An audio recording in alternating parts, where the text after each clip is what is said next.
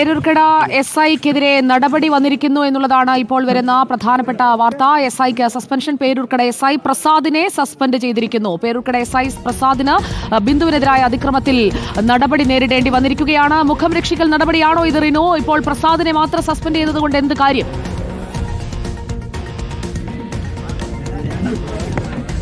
സുജയ, ബിന്ദുവിന് നീതി കിട്ടിയെന്ന് തീർത്തു പറയാനായില്ലെങ്കിൽ പോലും പേരൂർക്കടയിൽ ഈ ആരോപണ വിധേയനായിട്ടുള്ള SI പ്രസാദിനെ ആഭ്യന്തര വകുപ്പ് സസ്പെൻഡ് ചെയ്തിരിക്കുന്നു എന്നുള്ളൊരു വാർത്തയാണ് ഇപ്പോൾ നമുക്ക് ലഭ്യമാകുന്നത്. അല്പസമയം മുമ്പാണ് DGP ഇത്തരത്തിലൊരു തീരുമാനം എടുത്തത്.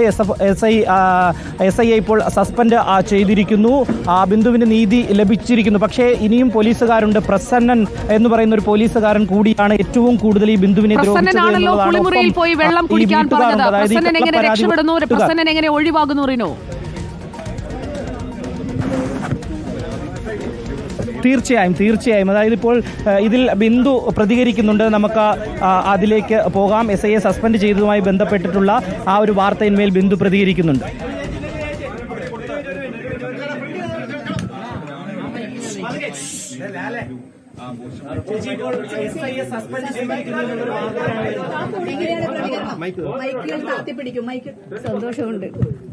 സന്തോഷമുണ്ട്.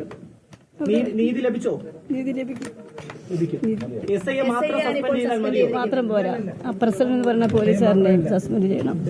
കള്ളപ്പരാതി കൊടുത്തവർക്കെതിരെ നടപടി വേണം.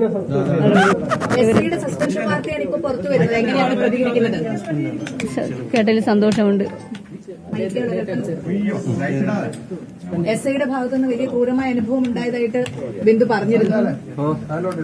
കേട്ടതിൽ വലിയ സന്തോഷമുണ്ട്.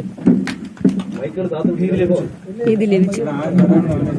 ഈ നിയമപരമായിട്ടുള്ള നടപടിയുമായി മുന്നോട്ട് പോകും, പരാതികളുമായി മുന്നോട്ട് പോയി തന്നെ ചെയ്യും. SIയുടെ ഭാഗത്തുനിന്ന് ഒരുപാട് ക്രൂരമായ അനുഭവങ്ങൾ ഉണ്ടായതായിട്ട് ബിന്ദു പറഞ്ഞിരുന്നു.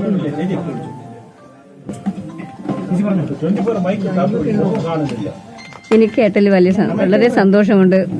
എന്നെ അത്രയും ക്രൂരത ചെയ്തതിനോട് വളരെ സന്തോഷമുണ്ട്. ഞാൻ ആ പരാതിക്കാരി ഓമന ഡാനിയലും നീ പ്രസിഡന്റ് എന്ന് പറഞ്ഞ SI വേറൊരു പോലീസുകാരോട് എനിക്ക് വേറൊരു പോലീസിന് എനിക്ക് പേരറിയത്തില്ല. അയാളും ഇതേപോലെ ജോലിയിൽ നിന്ന് പിരിച്ചുവിടുന്നുണ്ട്. ഇനിയും 2 പോലീസുകാർ കൂടിയുണ്ട്. 2 പോലീസുകാർ കൂടിയുണ്ട്. SI മാത്രമല്ല, ഇനിയും 2 പേരും കൂടെ ഉണ്ട്. അവര് നടപടി വേണം. നടപടി എടുത്തേ പറ്റുള്ളൂ. എനിക്ക് നീതി കിട്ടണം.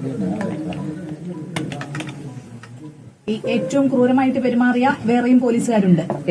പ്രസിഡന്റ് എന്ന് പറയണം എന്നെ ഭയങ്കരമായിട്ട് തന്നെ ആത്മഹത്യയുടെ മുക്കിലേക്ക് കൊണ്ടെത്തിച്ചത് ഈ പ്രസിഡന്റ് എന്ന് പറയുന്ന ഈ സാറാണ്. ഈ വെള്ളം ചോദിച്ചപ്പോൾ മോശമായിട്ടൊക്കെ സംസാരിച്ചു, അത് പ്രസിഡന്റ് എന്ന് പറയണ സാറാണ്.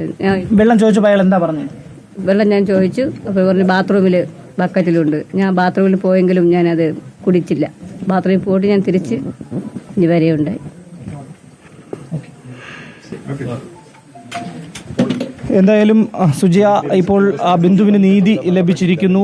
SIക്കെതിരെ നടപടിയെടുത്തിരിക്കുന്നു. പക്ഷേ അതിൽ സന്തോഷമുണ്ടെങ്കിലും മറ്റു പോലീസുകാർക്കെതിരെ അതിശക്തമായിട്ടുള്ളൊരു നടപടിയിലേക്ക് പോകണം, അല്ലെങ്കിൽ അവർക്കെതിരെ നടപടി എടുക്കണം എന്നത് കൂടി ഇവർ ആവശ്യപ്പെടുന്നുണ്ട്.